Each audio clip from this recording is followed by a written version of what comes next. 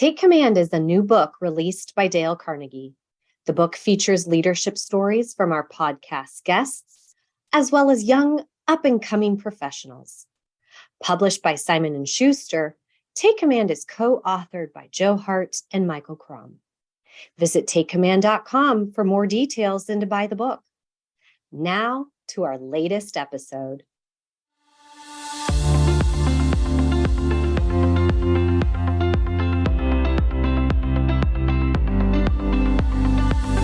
Welcome to Take Command, a Dale Carnegie podcast, the show where we seek to uncover what leadership means in today's world.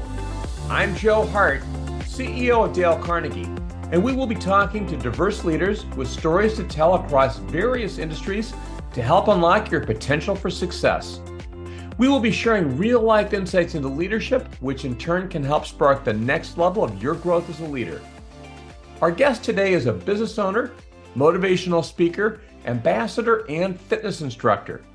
In 2015, she founded the Love Squad community to empower women by facilitating educational conversations.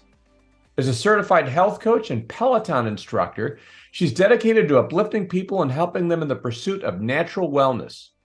She's inspired audiences at major global companies such as Google, JP Morgan, Amazon, Salesforce, and many more. She's also been featured in Vogue and the New York Times and has appeared on various shows such as Good Morning America. We're excited to welcome the founder and CEO of Love Squad, Allie Love. Allie, welcome to the Dale Carnegie Take Command podcast. Thank you so much for having me. I'm thrilled to be here.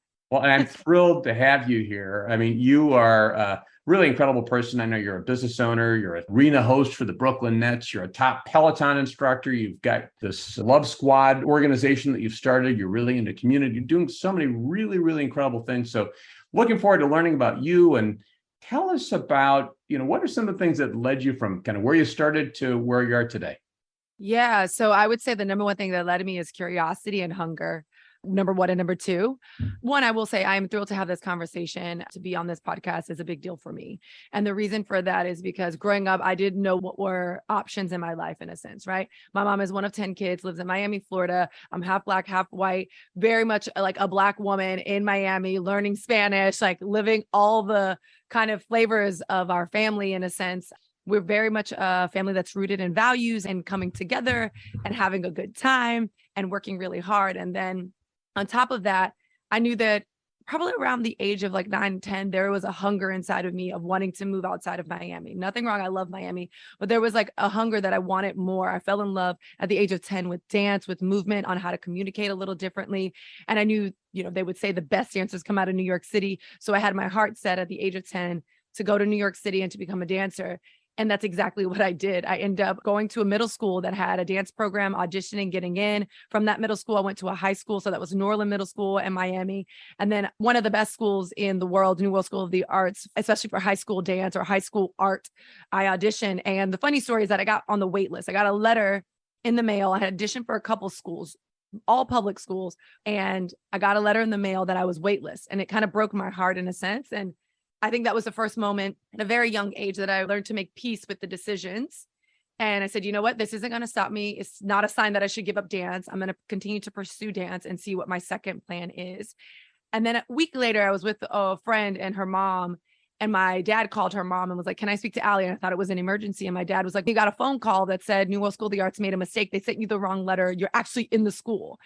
And so it was one of those things where I was like, ooh, that was a quick lesson. I'm happy it was quick. It hurt really deeply in a sense of like wanting something at a young age, thinking that I was capable, and then it not being an option for me, but learning that if I continue to stay faithful and work hard in a sense of like not letting go of that dream, I can pursue it. So went to New York School of the Arts, graduated. That brought me to New York City.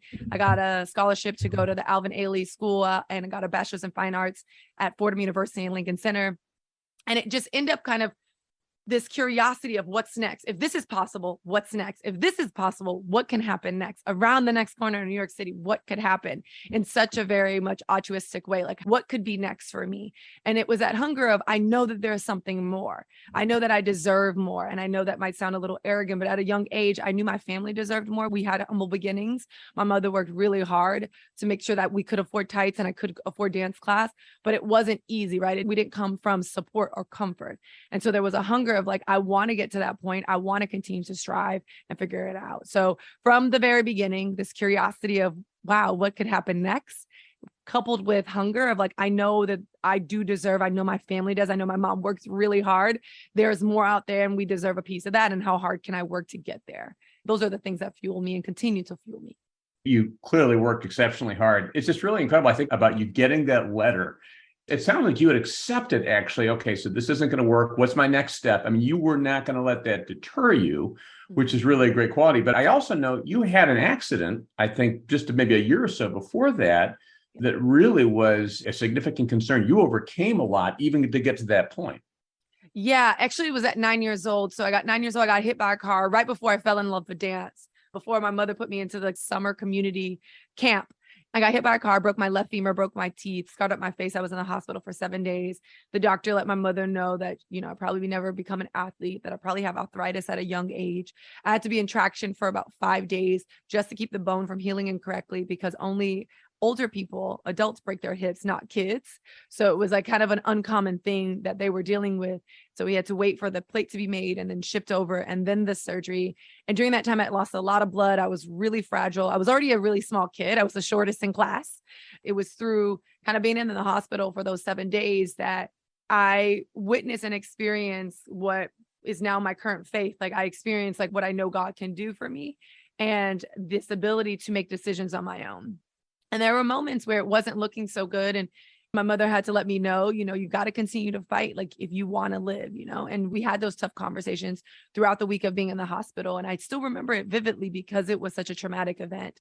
And once I graduated from the hospital and been able to go home, which was a big day for me, it was through that year of homeschooling and rehabilitation that I really forged that kind of, when I talked about that hunger, and maybe it was just as easy, to be honest, Joe, that desire came from the fact that I just wanted to go outside and play like everyone else. I wanted my friends to get out of school and me to finish homeschooling and for us to meet on the sidewalk and just play.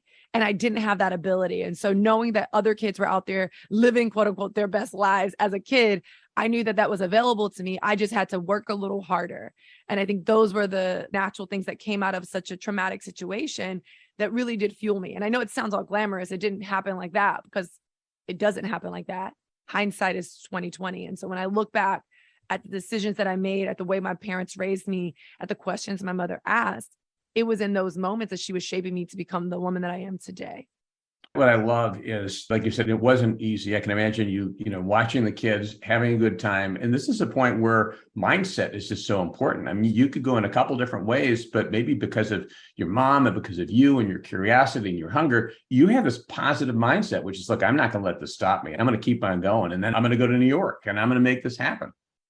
Absolutely. I think that knowing that your life can be taken in a second, I was aware of that at a very young age. After that accident, it didn't come later that I was aware of that.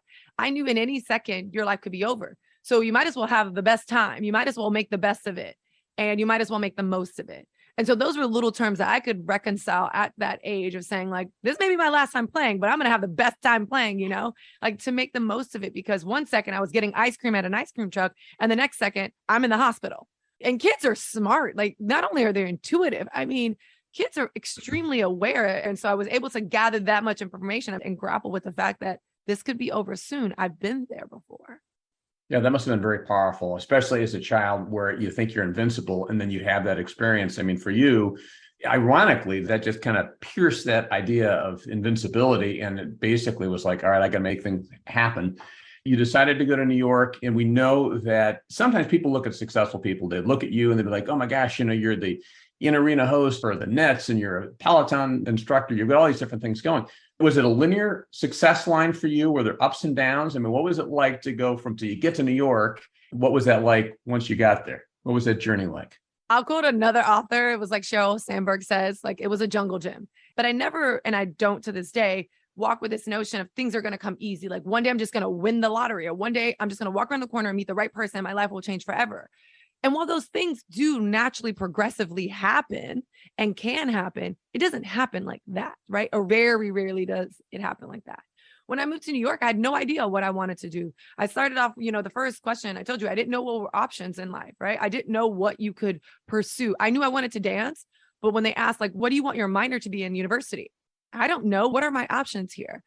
I didn't have a breadth of knowledge. I wasn't aware. My family, we didn't grow up with that access to information of like, this is who you could be. This is what you can be. The basics, lawyer, doctor. I knew artist was available because I fell in love with dance and I started seeing dancers, but I didn't know how you can create a career, right? How you can live in an intersection of who you are, of what you love to do and what you're good at. And so in university, I didn't know what I was doing.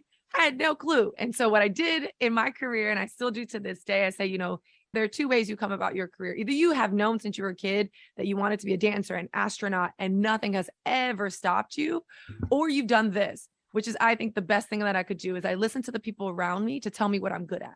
Sometimes you can't see the forest from the trees. I didn't know what I was always good at. So people would be like, what you're good at? You're good at speaking. You're not afraid to speak in front of people. I'm over here thinking, isn't that just what everyone does every day? They speak. How is that a job? How is that a career?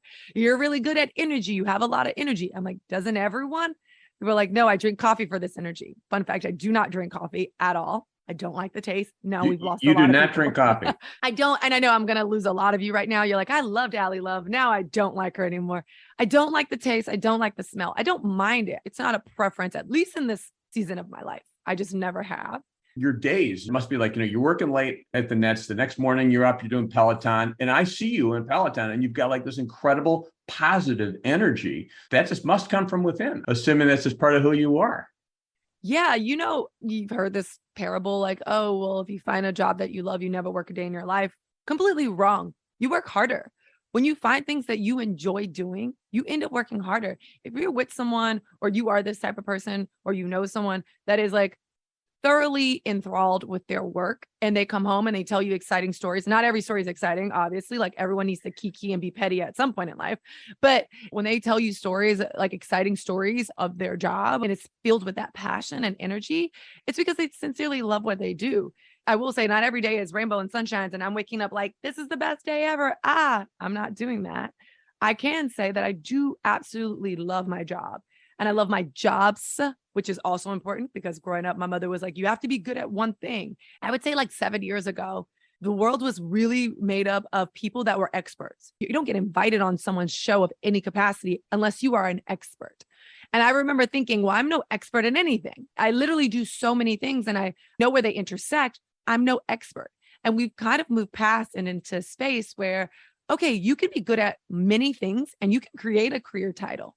And that's where my curiosity led me. It's like, yes, I have a lot of energy, but this energy comes from this place of I'm not trying to be the master of one trade. I know that there is a lot of room for you to be kind of like the Jack, the Jill of all trades and figure out where they intersect and make a viable career and find that joy in what you do.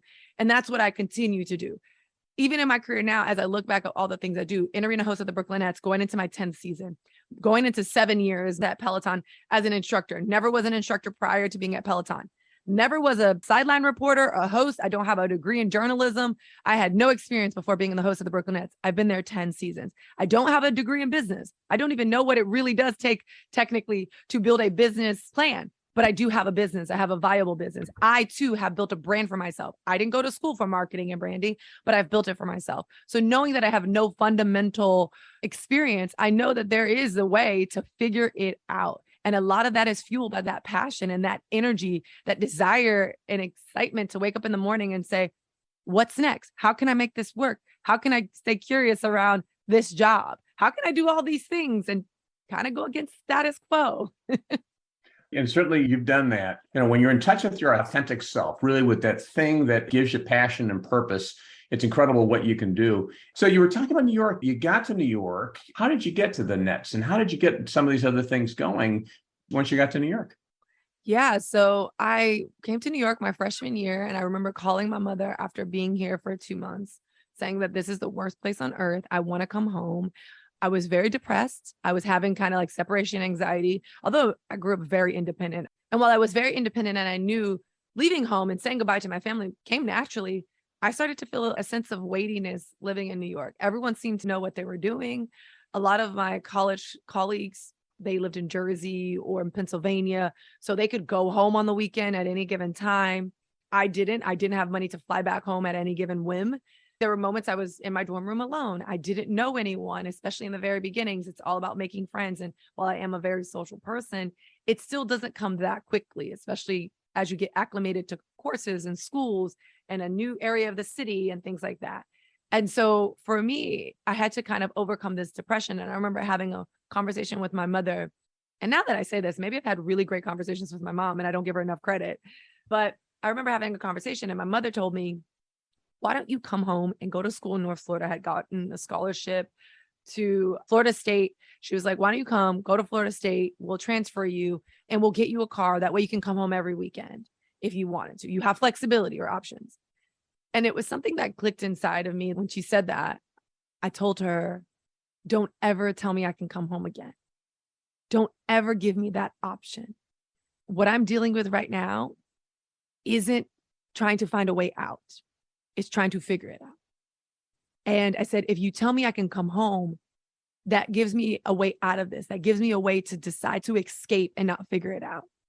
And I told her, I said, if I ever call you and tell you I want to come home out of sheer like fear, the answer from you should be no. Because if I do come home, I know myself, I'll feel like I failed. I feel like a city ran me away. People ran me away from something. And I don't want that feeling. I don't want to live with that. And so my mom and I had that agreement, unless it was an extreme in terms of mental safety, mental well-being, mental health, and or physical safety, physical health, that she would never offer me that. I knew in the back of my mind, I know to this day I can go home, but it wasn't an option in front of me. And so that freshman year, I had to get over that hump, right? I had to get over that fear, that discomfort.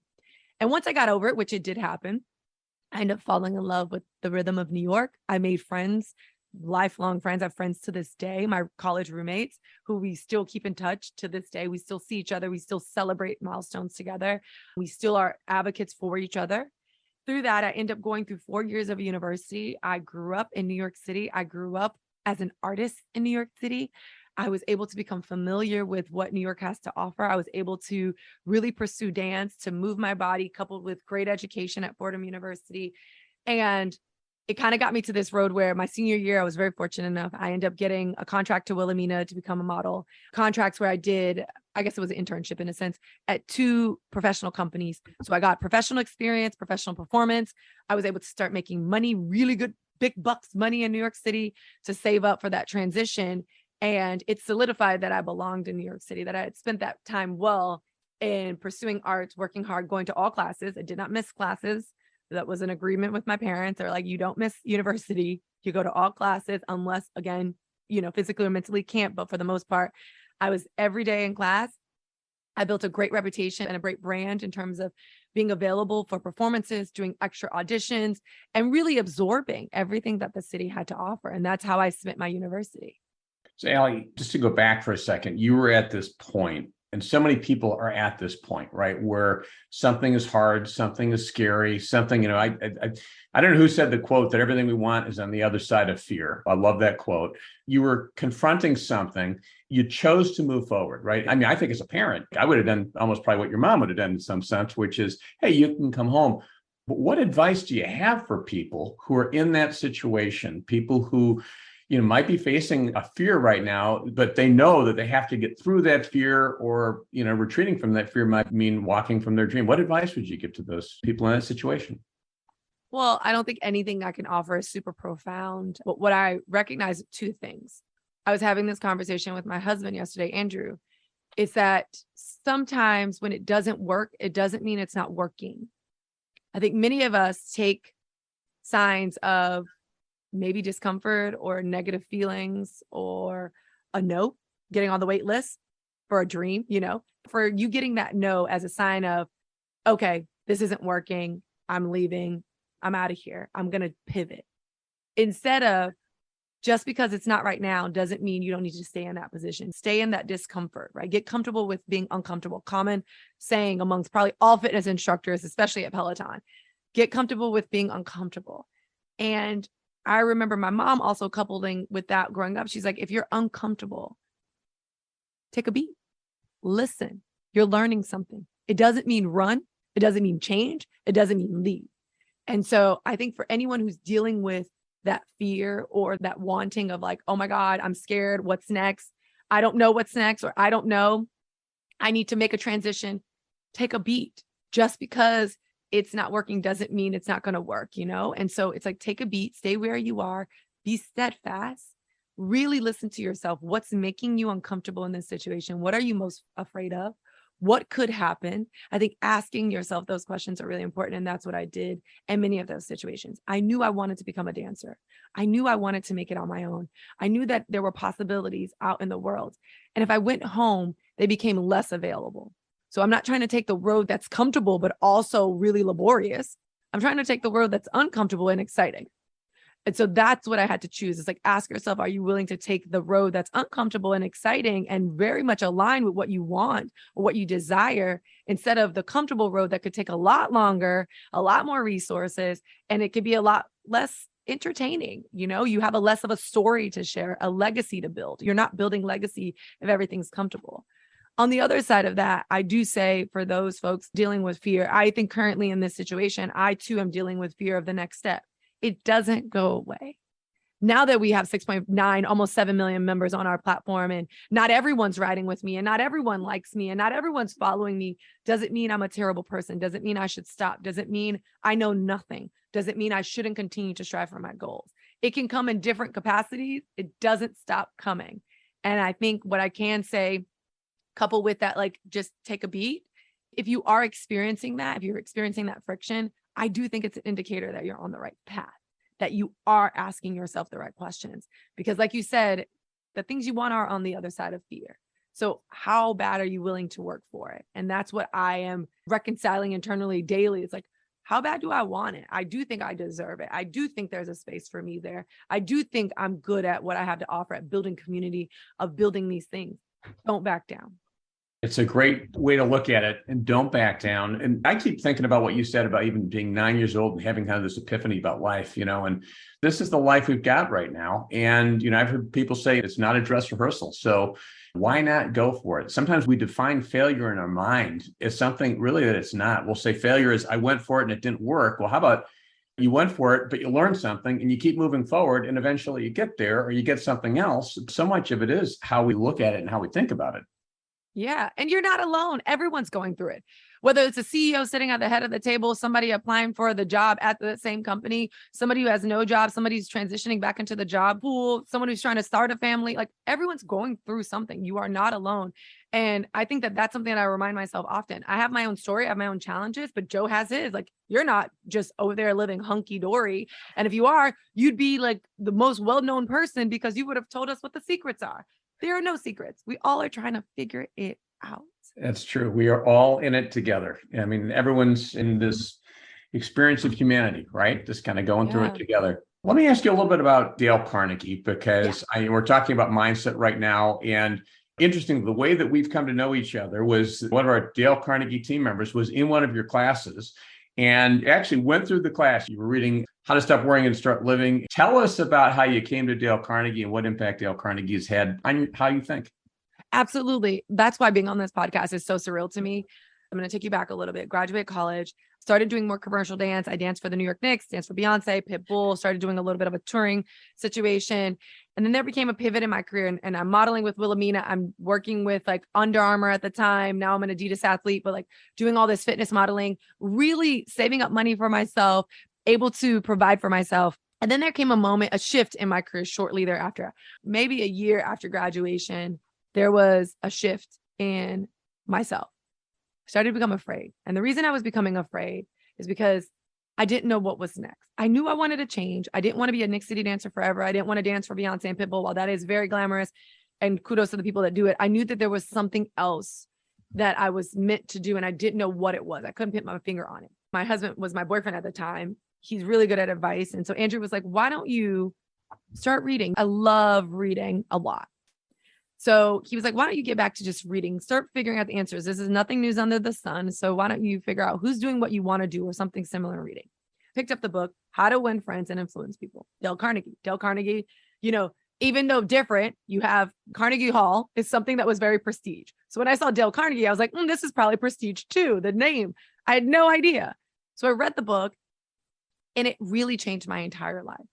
And the reason for that, it was talking about types of people, right? Like, what type of person are you? And it would tell these stories. And I think it gave me a sense of what I would now call figuring out my North Star, figuring out who I was, right? Having a template. And I think this is why people fall in love with astrology and fall in love with the meaning of their names.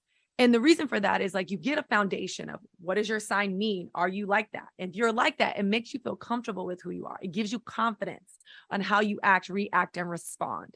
And so I think Dale Carnegie provided me that. I know Dale Carnegie, like that specific book, How to Win Friends and Influence People, really provided me kind of like that structure of like, okay, what type of person am I?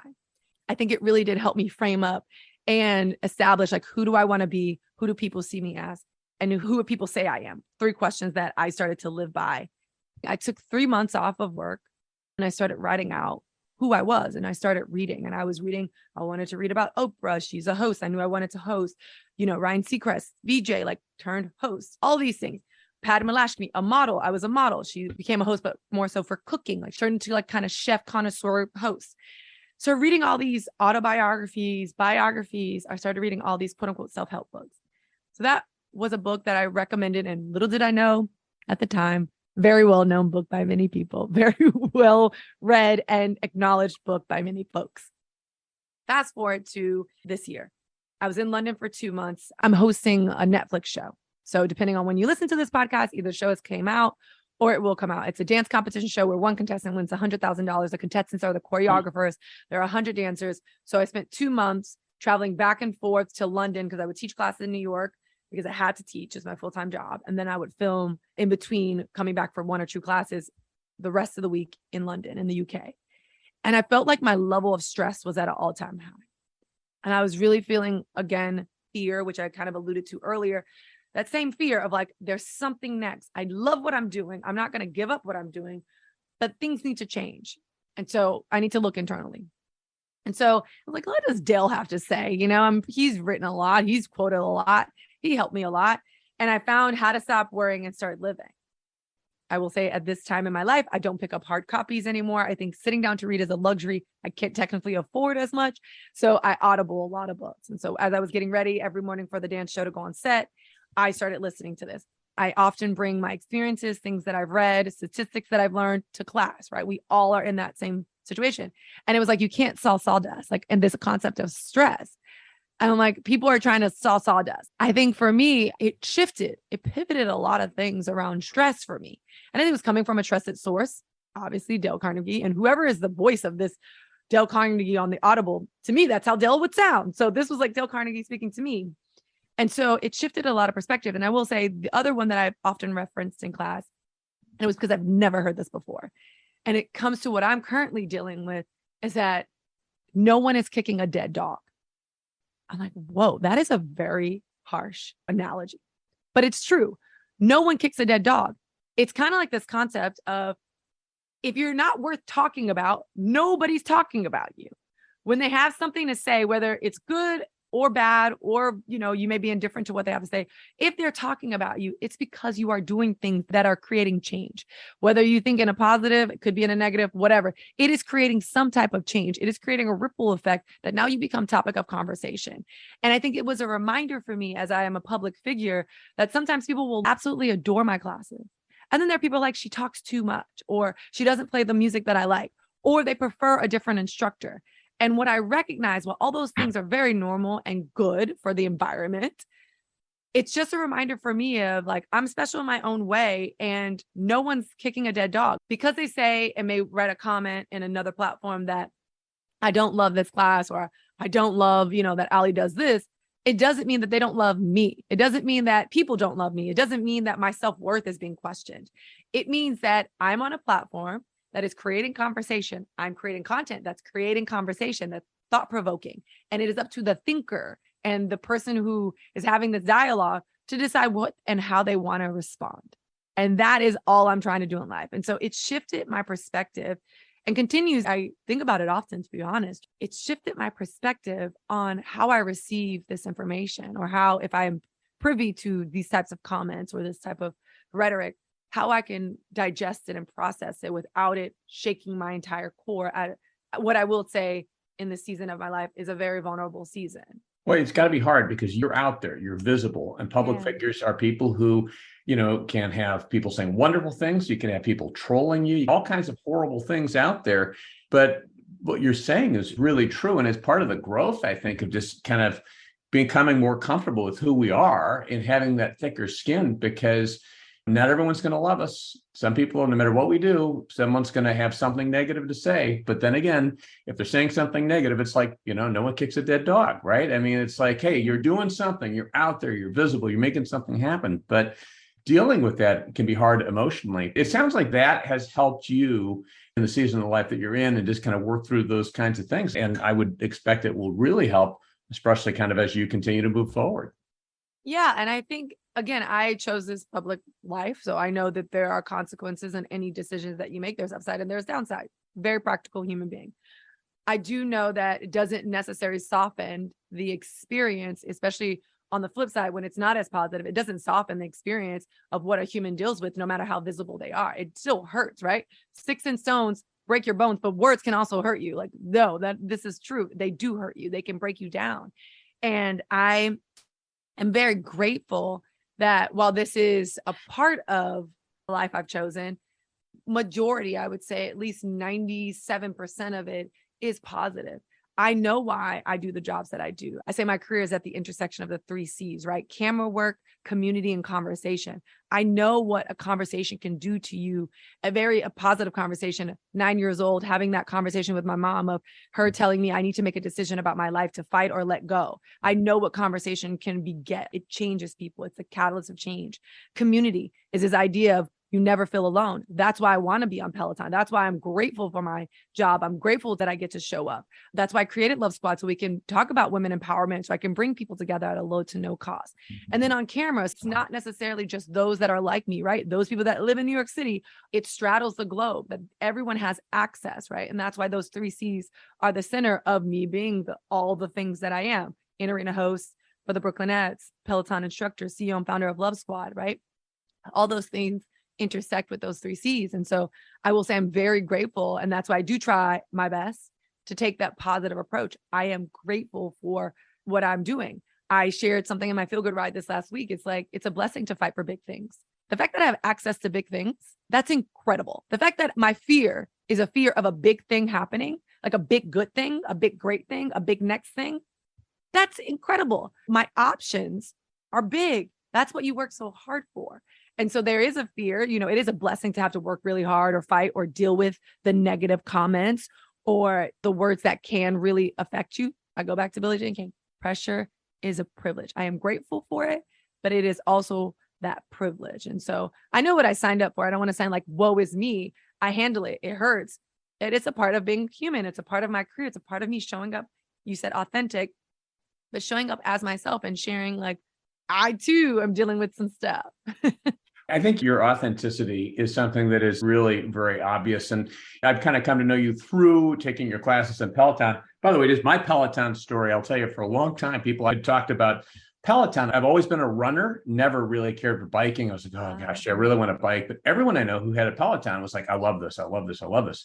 So I finally got one. And Joe Gannon, who was the one who takes your classes all the time, said, oh, you got to take Allie's classes.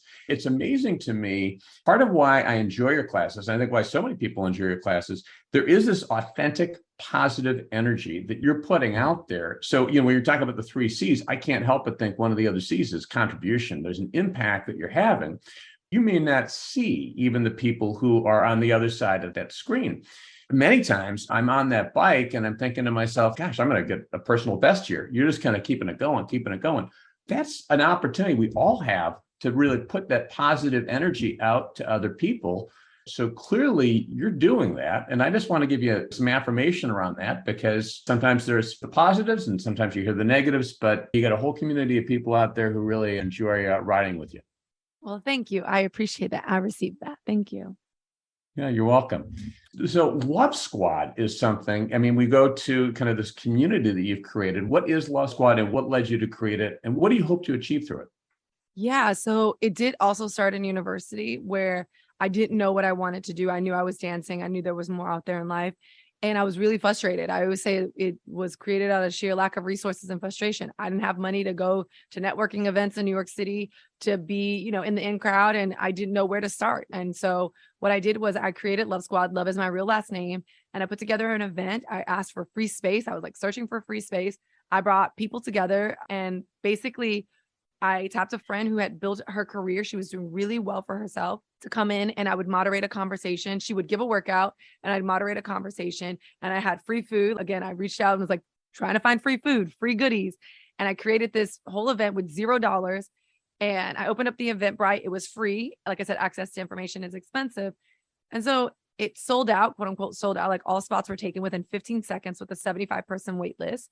And to me, I was like, wow, at the time I had 3,000 followers on Instagram. Not everyone lived in New York. 3,000 is a lot. It's not a lot these days, I feel like, but maybe it was a lot back then.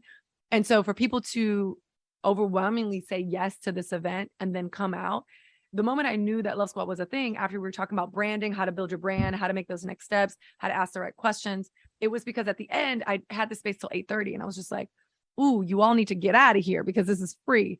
But the fact that people wanted to stay around and they were exchanging information and connecting and really having deep conversations around where they were in their career, it really did inspire me to continue. And so right now it's a small company. I'm literally relaunching 2.0, hiring a full-time business manager in search of that, because I want someone to run it in tandem with me running my own business, like my own entrepreneurial business that I have. And so having that where we can do events at least 5 times a year. Before the pandemic, we did an event once a month and they were in person in New York City. We partnered with a lot of spaces, a lot of women-owned businesses, and we'd come out and I'd moderate conversations or give keynotes around how to build your brand, how to pivot, how to save money. And these are all things that I've learned. And I would bring in my network of friends who I had access and who would donate their time, who were CEOs or entrepreneurs. And I would sit down and have a conversation and we'd open up the room to ask questions. Because what we do know is like to learn this stuff, university costs a lot of money, courses cost a lot of money. The commitment of time to be steadfast in a course or to tune in on social takes a lot of time. And sometimes when you have to choose between work, sleep, and this extracurricular activity, you choose work and sleep. And so what we did was we made it accessible and we built a community, and I'm very grateful for that community. And so what's next is that we're rebuilding, we're rebranding. So we've taken a beat. I'm looking to hire a little bit more of the team and continue these events in 2023 a little bit more consistently now that we are in a world that is less virtual. I think we're all a little burnt out around virtual events. No offense. I'm a little burnt out and I want to get back to that in person and really that experience of people connecting with each other. That to me is quite beautiful. That cultivation of community is really beautiful to me. And if people want to become connected to the Love Squad community, how do they do that? Yeah, Love Squad Instagram, the 2.0 will roll out in 2023, and then our website, lovesquad.com. Okay, well, sounds good. So, Allie, how do you define leadership? What does leadership mean to you? Yeah. When I think of leadership, I think of someone who leads from the inside. There is a parable that I'm really going to butcher right now. It's like this story of the best leader doesn't necessarily get to the destination and say, I got us here. The best leader amongst a group of people that arrive at a destination and the people look around and say, wow, we made it. And I think that to me is a reflection of a good leader.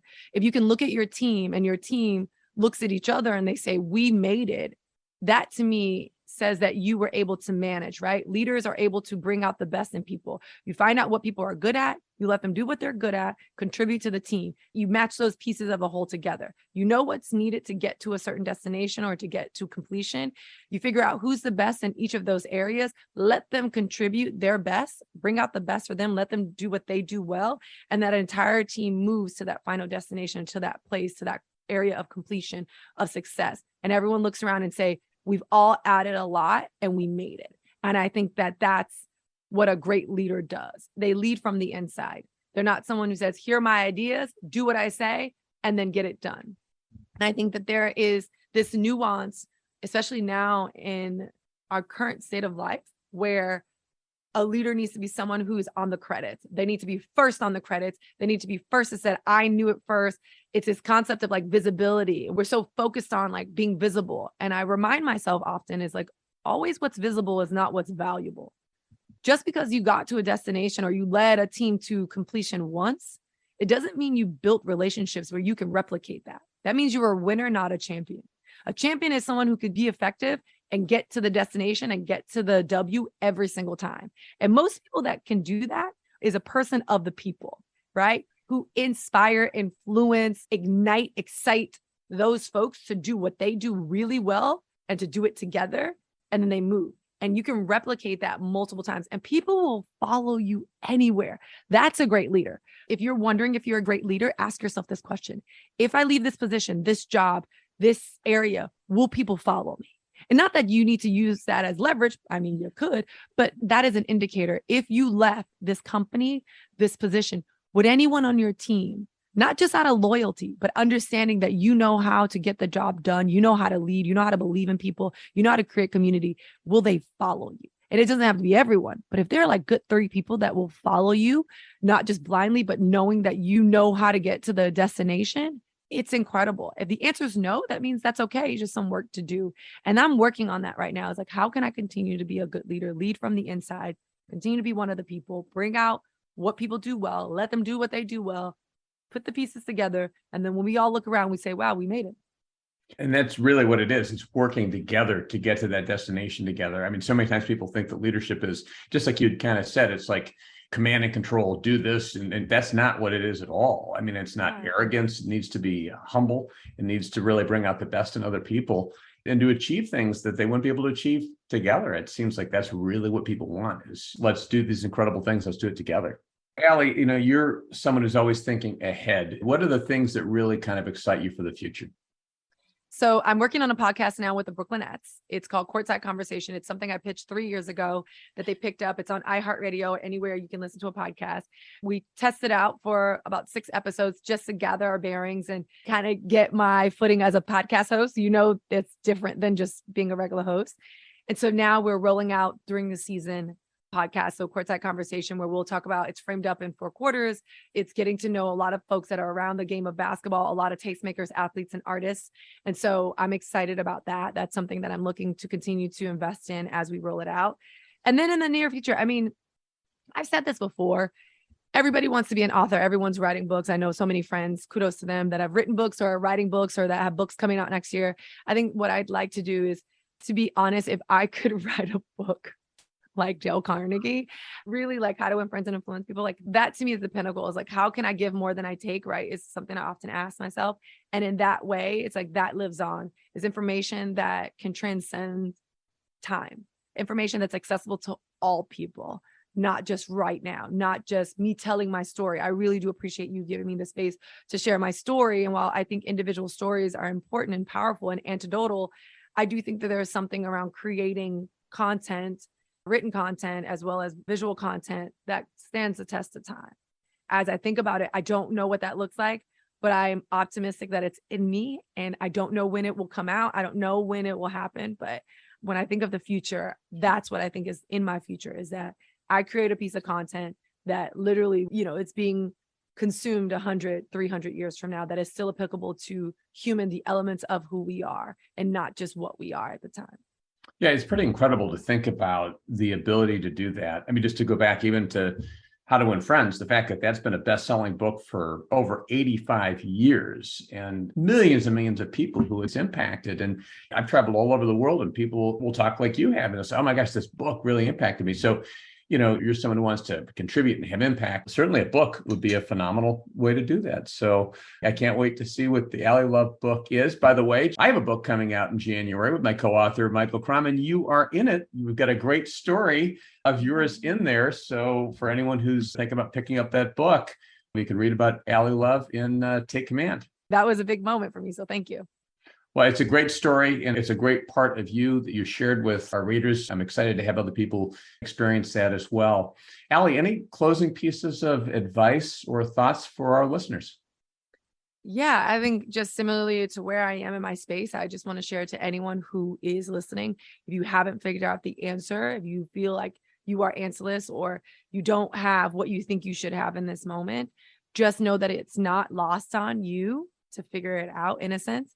I tend to go back to old school, put pen and paper, write down what you want, even if it's scary. I know saying like, I want to be an international best-selling author, but I don't have a book is quite audacious of me, but it's not impossible. And so I think putting pen to paper to write down and remind you of what you want and who you are, don't forget the beauty in that. It is something quite special, especially in times, like I said, if you're in this space where it's a little uncertain, you're a little nervous, a little fearful, like what's next and how can I continue to expand? Put some pen to paper and don't forget to remind yourself of who you are that way. Great advice. Great advice. Be bold and write it down, make it happen. And Allie, thank you so much for being here today. Oh, thank you so much for having me, Joe. I appreciate it. Thank you for those that are listening. Thank you for your time. In today's Thought Leadership Spotlight segment, our guest will talk about how you can push yourself forward by applying one of the Dale Carnegie principles and showing more courage than you think you possess. Like Allie Love, our guest will demonstrate how one can succeed even when being uncomfortable and facing adversity. Please welcome President and leader of Dale Carnegie, Missouri, Elizabeth Haberberger. I was 31 years old on the starting platform of my very first ninja competition. I was about 15 years older than every other competitor, and I was petrified. I was nervous and anxious. The time started, I completed the first obstacle, and on the second obstacle, I fell. Now you get to continue until your time is done. So I went ahead and I fell again. And then I slipped off of an obstacle. And by the time my run was over, I was embarrassed. It was uncomfortable. I was anxious. And all I wanted to do was get out of there. Until a teenager came over, gave me a high five and said, "Great job, Liz." And it was in that moment that I remembered, I love ninja. I love the feeling of getting to compete. And I knew I could do more and better than what I just did. So instead of quitting, instead of giving up, I continued. I continued to train. I continued to compete. And slowly but surely, I got better. Just like Allie said, it's in those times when we're uncomfortable that we grow the most. If it's uncomfortable and exciting, push yourself to continue. Dale Carnegie says, most of us have far more courage than we ever dreamed we possessed. Whatever it is, it's making you uncomfortable right now. Push through. You can achieve far more than you thought you could. Join us and order a copy of Take Command in hardcover, ebook, or audiobook format at your favorite bookseller or at takecommandbook.io. Also, you can visit takecommand.com for more information about the book and additional resources. I hope you enjoyed this edition of Take Command, a Dale Carnegie podcast.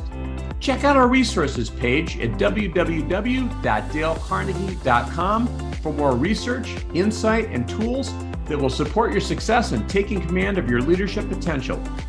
If you enjoyed this episode, please consider rating it and subscribing to us on iTunes, Spotify, Stitcher, or wherever you get your podcasts. As always, thank you for listening, and we look forward to you joining us for the next episode of Take Command, a Dale Carnegie podcast.